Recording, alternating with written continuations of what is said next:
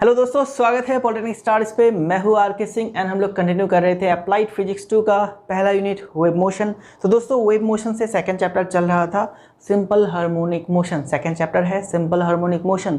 तो हम लोगों ने सेकंड चैप्टर से जितने भी टॉपिक ऑलरेडी डिस्कस कर लिए थे उसके नेक्स्ट टॉपिक से आज के क्लास को हम लोग कंटिन्यू करने वाले हैं। ठीक है, तो आज के क्लास में हम लोग बात करेंगे प्लेन प्रोग्रेसिव हार्मोनिक वेव के बारे में। प्लेन प्रोग्रेसिव हार्मोनिक वेव क्या होता है इसको समझेंगे, इसका इक्वेशन देखेंगे एंड उसके बाद हम लोग डिस्कस करेंगे टाइप्स ऑफ वाइब्रेशन के बारे में या फिर टाइप्स ऑफ ऑसिलेशन के बारे में। तो वहाँ से हम लोग तीन टाइप देखेंगे।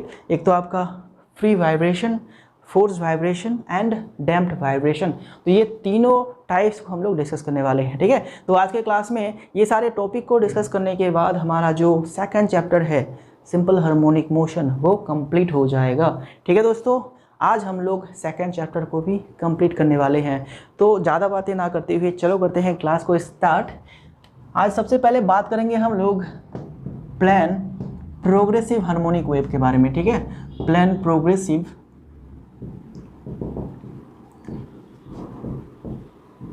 Harmonic wave. ठीक है दोस्तों, आप सभी को याद होगा पहला जो चैप्टर था यूनिट 1 का, फर्स्ट यूनिट का पहला चैप्टर वेव, तब हम लोगों ने प्लेन प्रोग्रेसिव वेव को डिस्कस किया था। प्लेन प्रोग्रेसिव वेव क्या है? A wave that travel. ठीक है, एक वेव जो कि आपका ट्रैवल करता है। ठीक है, उसको हम लोग कहते हैं प्रोग्रेसिव वेव। तो प्रोग्रेसिव हार्मोनिक वेव क्या है फिर? देखो, ये एक तरह का ऐसा वेव है, ठीक है, ये एक ऐसा वेव है जो कि ट्रैवल करता है एंड इसके सारे पार्टिकल जो है वो सिंपल हार्मोनिक मोशन पे वाइब्रेट करता है। ठीक है ना, इस एंड सारे पार्टिकल्स का जो एम्पलीट्यूड है वो बिल्कुल सेम रहेगा एंड उसका टाइम पीरियड भी सेम रहेगा। तो प्लेन प्रोग्रेसिव हार्मोनिक वेव क्या हो गया? ये एक तरह का ऐसा वेव है जो कि ट्रैवल करता है एंड इसके सारे पार्टिकल्स जो है, सारे पार्टिकल्स सिंपल हार्मोनिक मोशन पे ऑसिलेट करता है, वाइब्रेट करता है, मीन पोजीशन से दोनों तरफ सेम डिस्प्लेसमेंट जाता है। ठीक है, इसका एम्पलीट्यूड सेम रहेगा सारे पार्टिकल्स के एंड सारे पार्टिकल्स के टाइम पीरियड भी सेम रहेगा। इसी को हम लोग कहते हैं plane progressive harmonic wave. Progressive wave अगर आपको समझ में आ गया है तो प्रोग्रेसिव हार्मोनिक वेव भी समझ में आ जाएगा। ठीक है, ये एक ऐसा वेव है जो कि ट्रैवल करता है एंड इसके सारे पार्टिकल्स जो है सिंपल हार्मोनिक मोशन पे ऑसिलेट करता है, अपने मीन पोजीशन से दोनों तरफ सेम डिस्प्लेसमेंट जाता है एंड सारे पार्टिकल्स का जो सिंपल हार्मोनिक मोशन है उसका जो एम्पलीट्यूड है एंड टाइम पीरियड है वो बिल्कुल सेम रहने वाला है। इस तरह इसको हम लोग कहेंगे क्या? Plane progressive harmonic wave.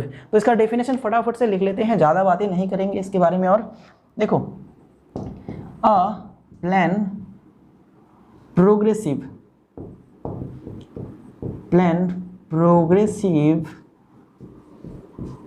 Harmonic wave is that type of or is a wave। अच्छा, that type को आप हटा लीजिए। is a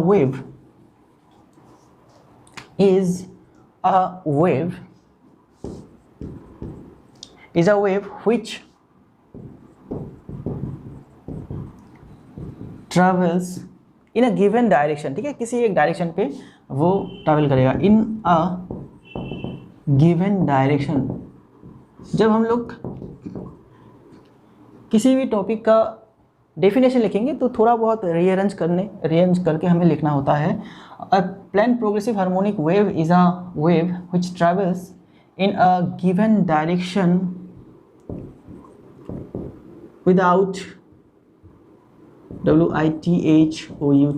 विदाउट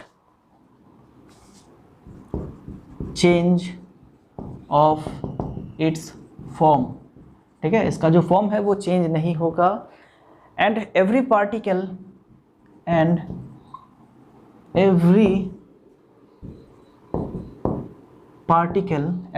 क्या है दोस्तों? Every particle of the medium. ठीक है, every particle of the medium, दिखाई दे रहा है मीडियम। ठीक है, of and every particle of the medium performs simple harmonic motion harmonic motion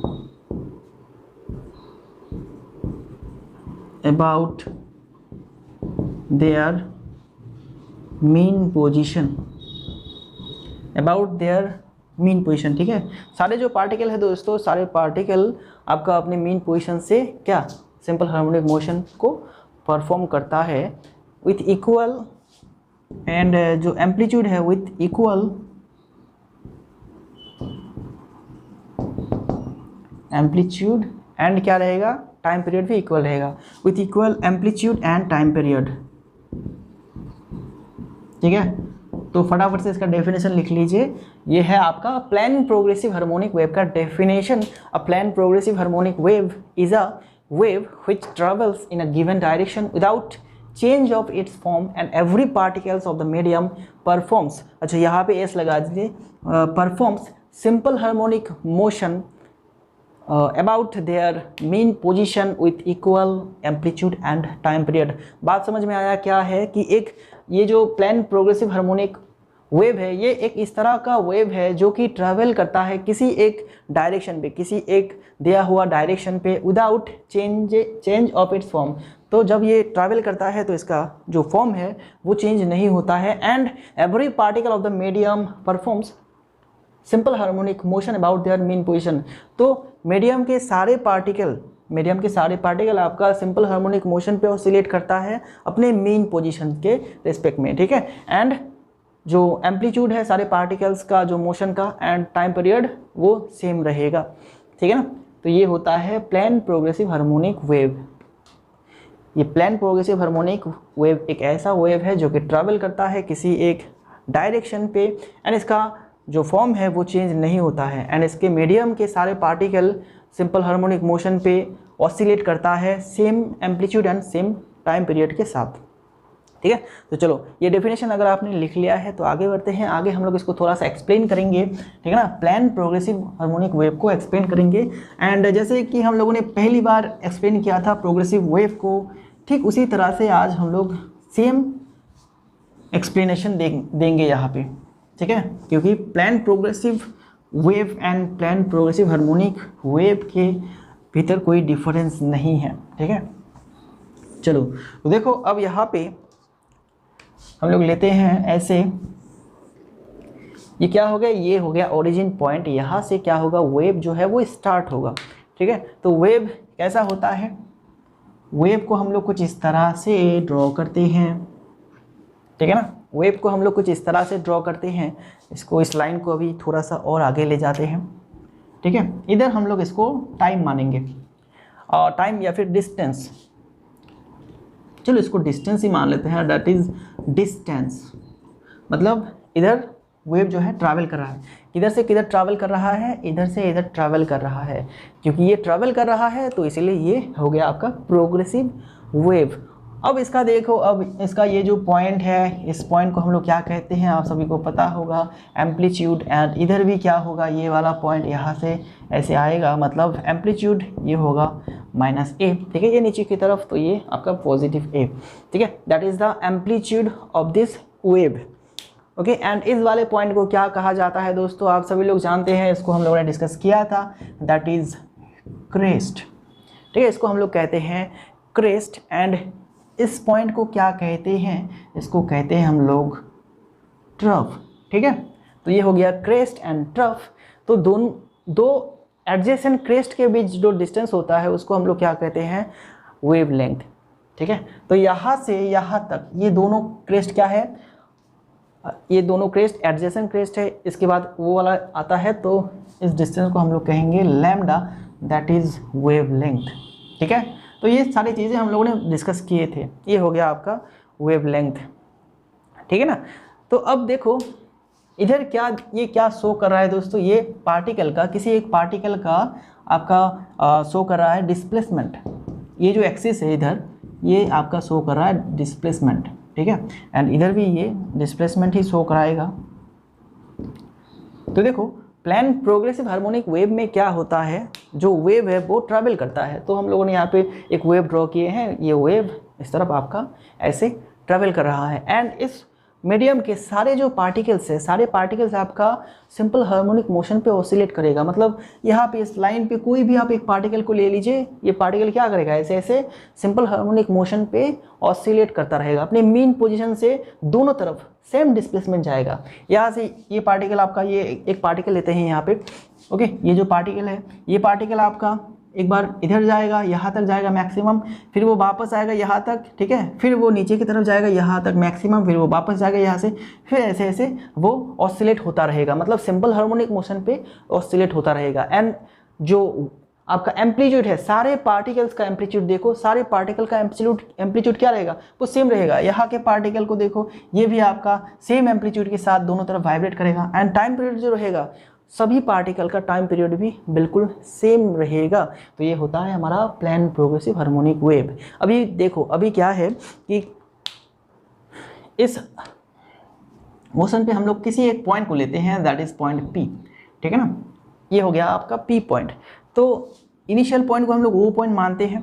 तो देखो हम लोग चलो मान लेते हैं कि जो डिस्टर्बेंस था, ठीक है, जो डिस्टर्बेंस का सोर्स था वो पहले यहाँ पे था, एंड टी टाइम बाद वही डिस्टर्बेंस कहाँ पे चला गया है, यहाँ पे चला गया है। डिस्टर्बेंस वेव क्या करता है, वेव ट्रैवल करता है, मतलब वो डिस्टर्बेंस को कैरी करता है ना, एनर्जी को कैरी करता है। तो पहले एनर्जी का सोर्स ये था, टी टाइम बाद ये वेव उसको कैरी करके कहाँ ले गया, यहाँ तक ले गया। तो इसका डिस्टेंस हम लोग मान लेते हैं, दैट इज एक्स, ठीक है। कितना डिस्टेंस ले गया है, एक्स डिस्टेंस ले गया है टी टाइम पे, एक्स डिस्टेंस कितने टाइम पे, टी टाइम पे ले गया है इतना, ठीक है। ओ से पी तक गया है डिस्टर्बेंस टी टाइम पे, ओके। तो यहाँ पे अब क्या है, यहाँ पे हम लोग कहेंगे, यहाँ पे हम लोग क्या कह सकते हैं दोस्तों, डिस्प्लेसमेंट ऑफ पार्टिकल,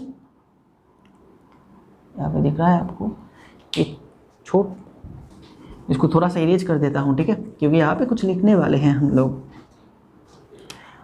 तो इस वेव के लिए, इस सिचुएशन के लिए, ठीक है, ये पी पार्टिकल में डिस्टर्बेंस चला गया है टी टाइम पे। तो इस कंडीशन पे हम लोग अगर पार्टिकल का डिस्प्लेसमेंट का फॉर्मूला देखेंगे, इक्वेशन देखेंगे, तो क्या होगा, displacement of particle from the equilibrium position, from the equilibrium या फिर मीन पोजीशन,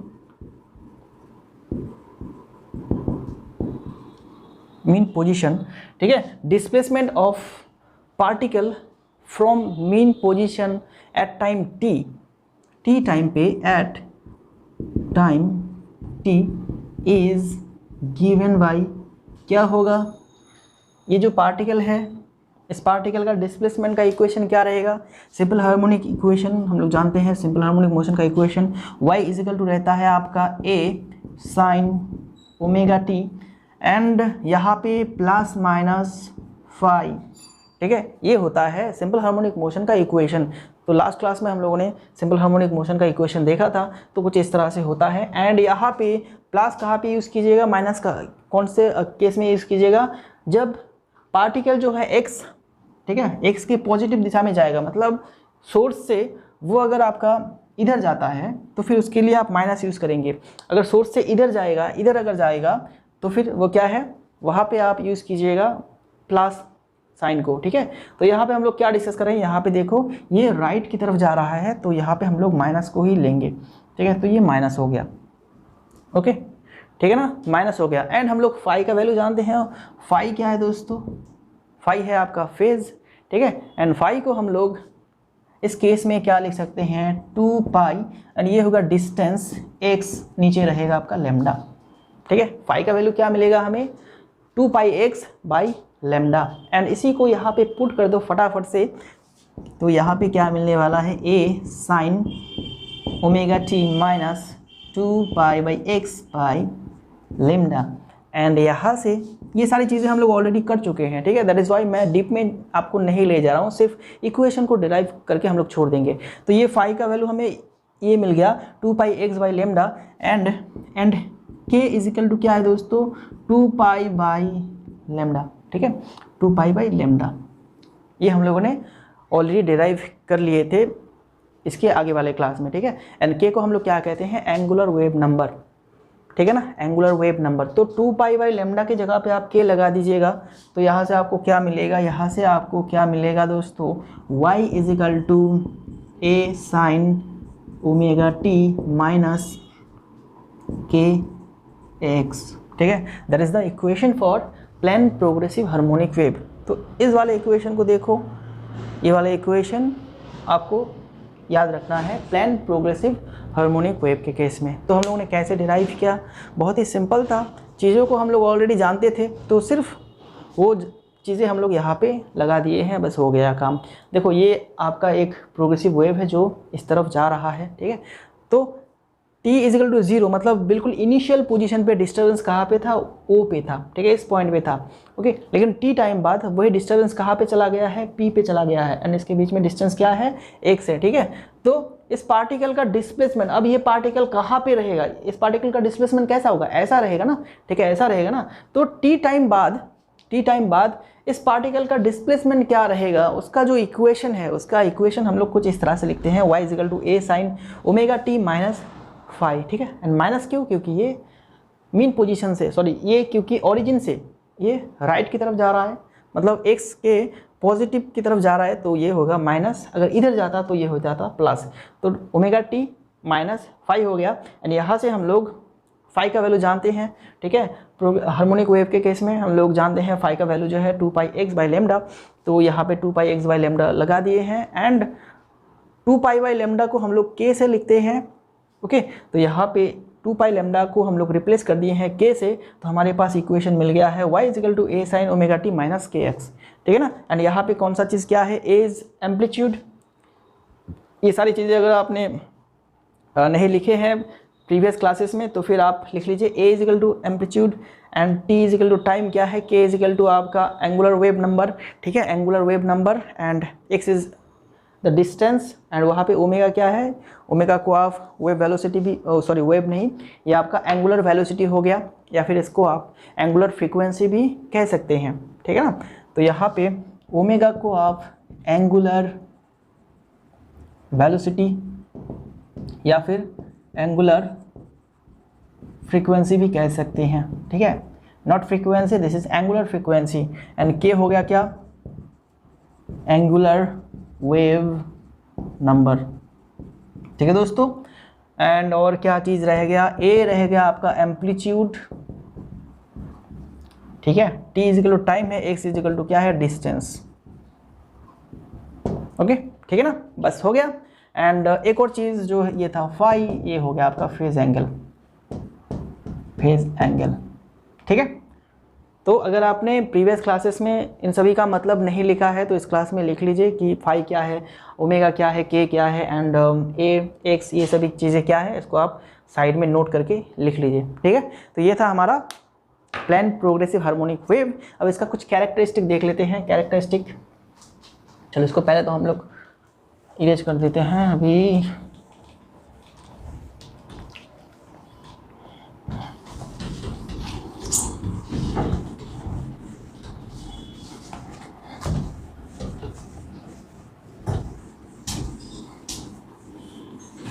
चलो हेडिंग लगाते हैं characteristic of plane progressive harmonic wave, ठीक है।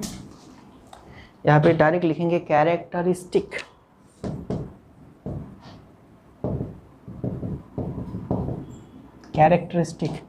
तो पहला क्या है, कहा गया है when there is a distance, when there is a disturbance, sorry distance नहीं, when there is a disturbance in any wave then all particles of the medium perform simple harmonic motion, okay. ये है पहला characteristic, when there is a disturbance, ठीक है। अगर कहीं पे disturbance है, ओके, किसी वेव में कहीं पे भी डिस्टर्बेंस है, when there is a disturbance in any wave then all the particles, then all लिखना होगा यहाँ पे, all the particles of the medium, all the particles of the medium performs simple harmonic motion, medium performs simple harmonic harmonic, अच्छा spelling कुछ इस तरह से होगा, सिंपल हार्मोनिक मोशन। ठीक है दोस्तों, चलो ये तो आपका पहला कैरेक्टरिस्टिक हो गया, when there is a disturbance in any wave. ठीक है, when there is a disturbance in any wave all the particles of the medium, ठीक है, all the particle of the medium perform simple harmonic motion. ठीक है दोस्तों, चलो ये पहला कैरेक्टरिस्टिक हो गया। दूसरा कैरेक्टरिस्टिक क्या है, all the particles have same amplitude. Okay, जैसे कि हम लोगों ने देखा कि सभी पार्टिकल्स का एम्पलीट्यूड क्या है, सेम रहेगा, एंड उसका टाइम पीरियड भी आपका क्या रहेगा, सेम रहेगा। ठीक है, all the particles have same amplitude, same amplitude and same time period. ठीक है, ये दूसरा कैरेक्टरिस्टिक हो गया। सभी पार्टिकल्स का क्या रहेगा, एम्पलीट्यूड सेम रहेगा एंड टाइम पीरियड भी सेम रहेगा। Okay, all the particles vibrate, ठीक है, all the particles vibrate with same frequency. सभी जो पार्टिकल है वो क्या करेगा, सेम फ्रीक्वेंसी के साथ वाइब्रेट करेगा। ठीक है, अगर सभी पार्टिकल का एम्पलीट्यूड सेम है, टाइम पीरियड सेम है, तो उसका फ्रीक्वेंसी भी सेम रहेगा। ठीक है, एंड आखिरी क्या है, energy is transmitted, energy is transmitted, ठीक है, थ्रू द मीडियम। तो मीडियम के थ्रू क्या होगा, एनर्जी ट्रांसमिट होगा। ठीक है दोस्तों, ये कुछ कैरेक्टरिस्टिक हो गया प्लान प्रोग्रेसिव हार्मोनिक वेव का। पहले भी ऐसा ही हम लोगों ने देखा था, आज भी वैसा ही देखा। ठीक है, तो आप फटाफट से लिख लीजिए, प्लान प्रोग्रेसिव हार्मोनिक वेव का कैरेक्टरिस्टिक क्या है, when there is a disturbance in any wave then all the particles of the medium perform simple harmonic motion. ठीक है, अगर किसी वेव में कहीं पे भी डिस्टर्बेंस है तो उस मीडियम के सारे पार्टिकल क्या करेगा, सिंपल हार्मोनिक मोशन पे अपना वाइब्रेशन स्टार्ट कर देगा। ठीक है, ओके, देन दूसरा क्या है, all the particles have same amplitude and same time period. तो प्लान प्रोग्रेसिव हार्मोनिक मोशन पे सारे पार्टिकल्स जो है वो क्या होगा, उसका सेम एम्पलीट्यूड रहेगा, सेम टाइम पीरियड रहेगा, एंड सभी जो पार्टिकल है वो सेम फ्रीक्वेंसी के साथ वाइब्रेट होगा। ठीक है, एंड आखिरी वाला क्या है, energy is transmitted through the medium, क्योंकि ये क्या है, एक प्रोग्रेसिव वेव है तो एनर्जी को ये ट्रांसफर तो करेगा ना। ठीक है, ये आपका प्रोग्रेसिव वेव है, प्रोग्रेसिव वेव का मतलब ही है जो वेव ट्रैवल करता है, एनर्जी को ट्रांसमिट करता है, वही है आपका प्रोग्रेसिव वेव। ठीक है, तो ये कुछ कैरेक्टरिस्टिक हो गया, फटाफट से लिख लीजिए। आगे हम लोग अभी बात करने वाले हैं डिफरेंट टाइप्स ऑफ ऑसिलेशन के बारे में। ठीक है, ये टॉपिक हमारा खत्म हो रहा है, प्लान प्रोग्रेसिव हार्मोनिक वेव। चलो नेक्स्ट पे बात करते हैं। नेक्स्ट पे क्या करेंगे, नेक्स्ट पे हम लोग डिफरेंट टाइप्स ऑफ ऑसिलेशन के बारे में डिस्कस करेंगे। ठीक है, तो हेडिंग लगा लो फटाफट से, डिफरेंट टाइप ऑफ ऑसिलेशन या फिर वाइब्रेशन।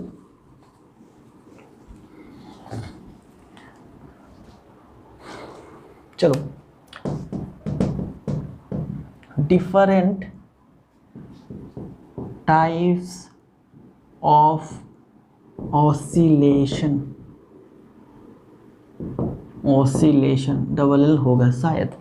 ठीक है, ऑसिलेशन स्पेलिंग मैंने गलत कर दिया अभी। ऑसिलेशन स्पेलिंग क्या है, OSCI डबल LATION। ठीक है, different types of oscillation.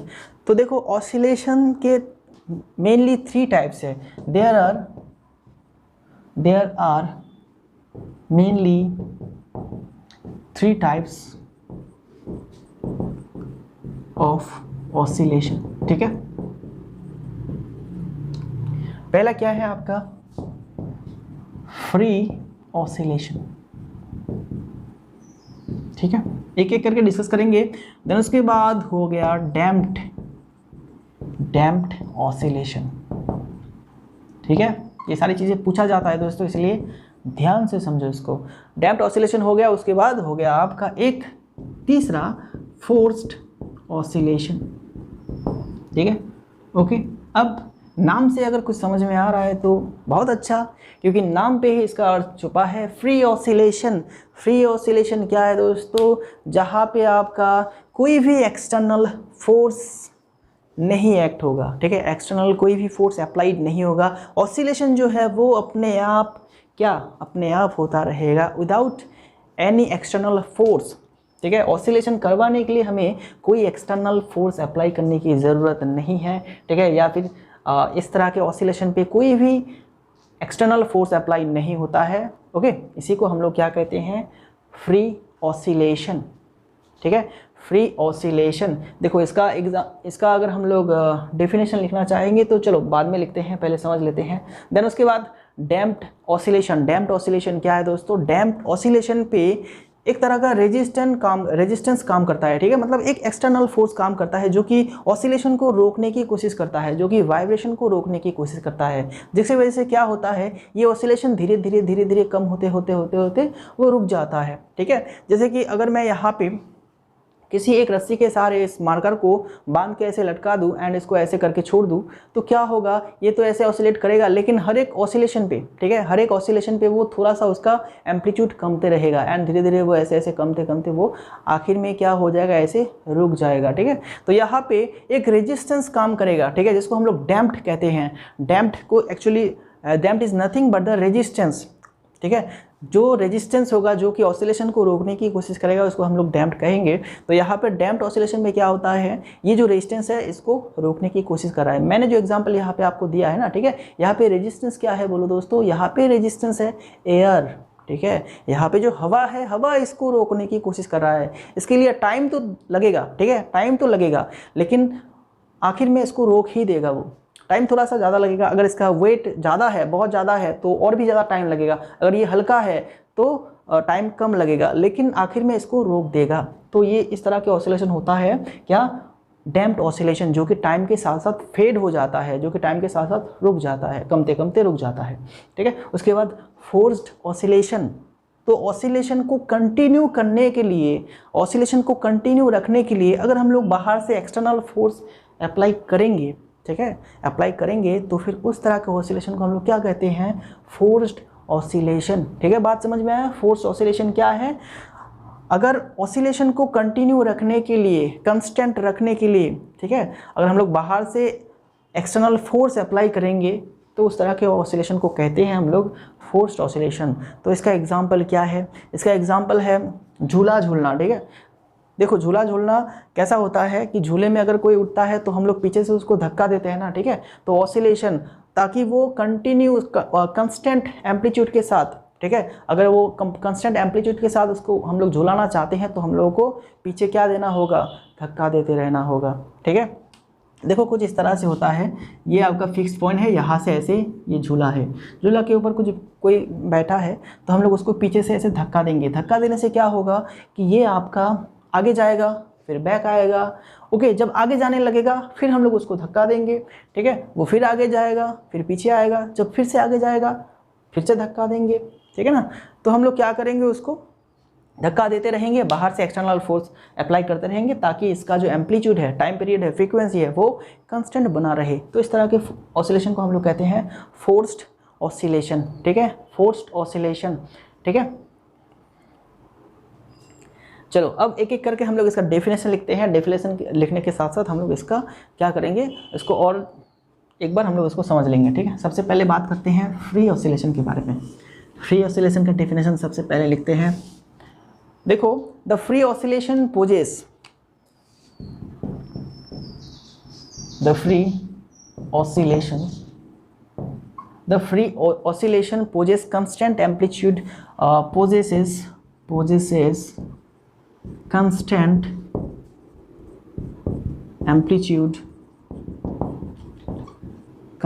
amplitude, the free oscillation possesses constant amplitude and period and time period without क्या, किसके बिना? External force, without any external force, without any external forces, ठीक है। Forces लिखो, यहाँ पे फोर्स लिख सकते हैं या फिर फोर्सेस भी लिख सकते हैं। The free oscillation possesses constant amplitude and time period without any external forces to set the oscillation, या फिर to set the oscillation.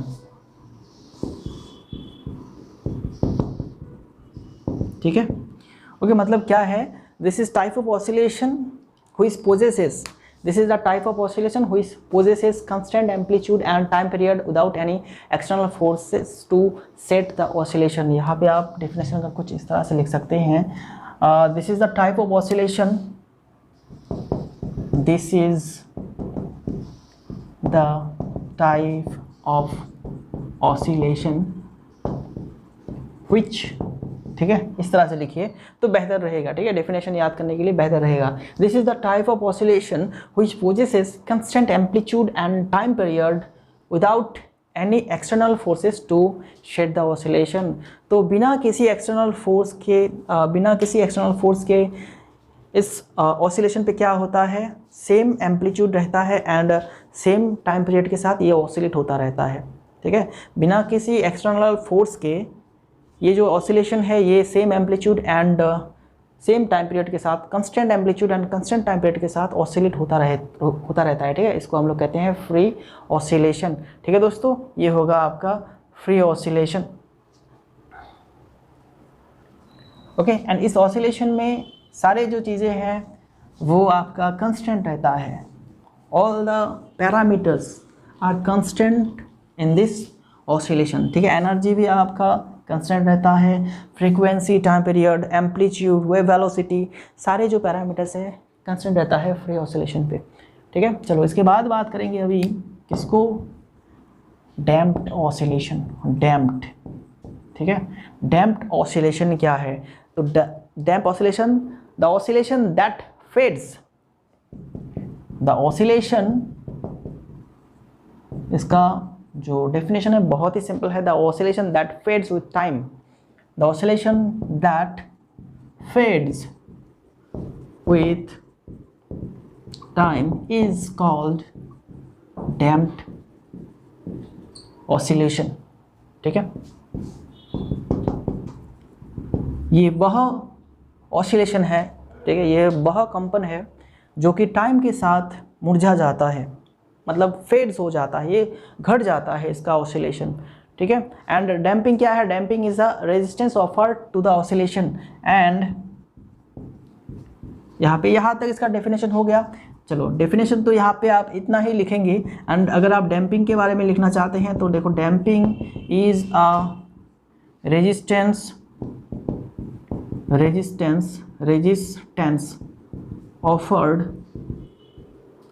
Offered to the oscillation. ठीक है, जो ऑसिलेशन को हम लोग रेजिस्टेंस ऑफर्ड करेंगे या फिर नेचुरली जो ऑफर्ड होगा उसी को हम लोग क्या कहते हैं, डैम्पिंग कहते हैं. एंड ये डैम्पिंग आपका दो तरह के होते हैं. आपका एक होता है नेचुरल डैम्पिंग. ठीक है, नेचर की फोर्स की वजह से, नेचुरली जो फोर्स लगता है उसकी वजह से अगर कोई ऑसिलेशन ऐसे फेड्स हो जाते हैं, ऐसे घट जाते हैं, तो उसको हम लोग नेचुरल डैम्पिंग कहते हैं. एंड एक हो गया आपका आर्टिफिशियल डैम्पिंग. ठीक है, जो हम लोग मैन मेड, मतलब हम लोग खुद से जो डैम्पिंग करते हैं, आर्टिफिशियल डैम्पिंग, वो होता है आपका आर्टिफिशियल डैम्पिंग. ठीक है, नेचुरल डैम्पिंग जैसे हो गया आपका, क्या हो गया, एयर क्या देता है, नेचुरल डैम्पिंग देता है. ओके, हवा किसी भी वाइब्रेशन को रोकने की कोशिश करता है. ओके, ये हो गया आपका डैम्प्ड ऑसिलेशन. देन उसके बाद बात करेंगे forced oscillation.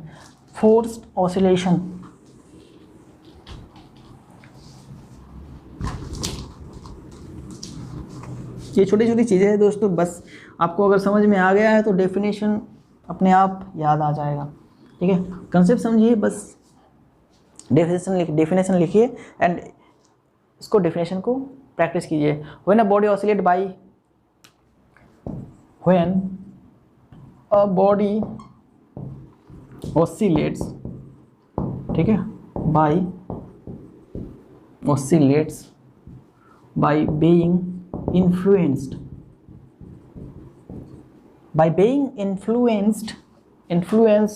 by an external force, it is called by an external force, it is called forced oscillation। ठीक है, अगर ऑसिलेशन जो है वो किसी एक्सटर्नल फोर्स की वजह से ऑसिलेट हो रहा है तो उसको हम लोग कहेंगे फोर्स्ड ऑसिलेशन। ठीक है, इसको फोर्स्ड ऑसिलेशन लगा लीजिए फटाफट से, यहाँ पे 3 number, that is forced oscillation.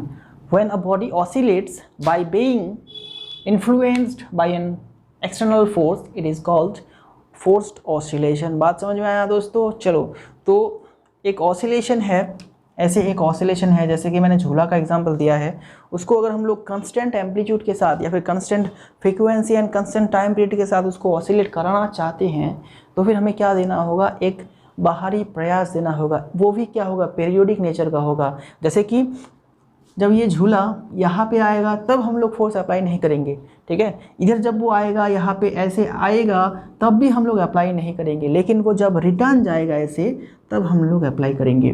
जितनी बार वो रिटर्न जाएगा उतनी बार हम लोग हल्का हल्का फोर्स अप्लाई करते रहेंगे। सेम अमाउंट ऑफ फोर्स हम लोग क्या करेंगे, अप्लाई करेंगे।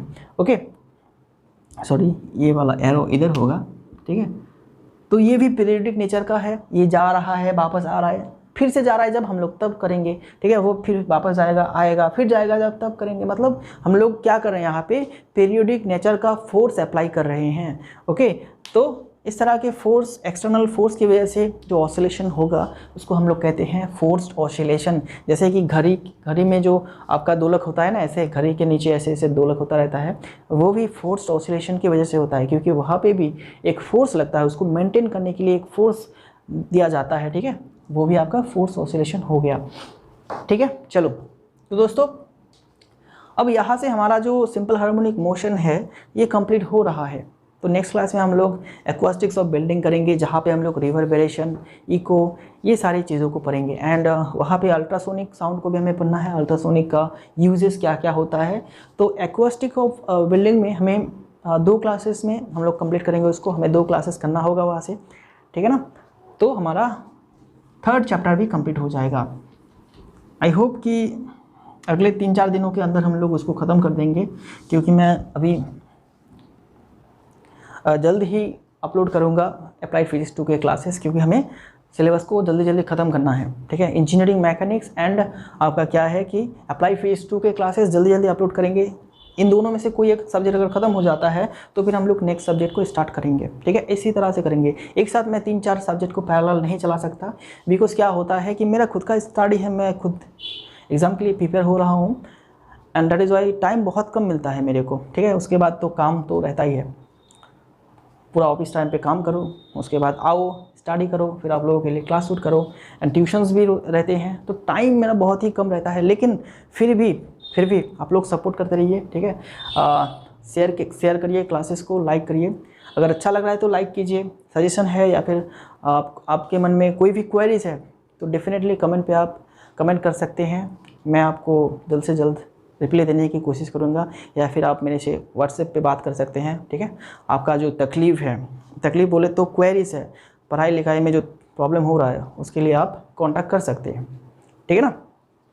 चलो, तो आज के क्लास के लिए इतना ही रखते हैं। नेक्स्ट क्लास में हम लोग एक्वास्टिक्स ऑफ बिल्डिंग स्टार्ट करेंगे, मतलब 3rd चैप्टर स्टार्ट करेंगे। ओके दोस्तों, चलो तब तक के लिए अपना ख्याल रखना एंड अपना स्टडी बराबर करते रहना। मिलते हैं नेक्स्ट क्लास में। Thank you.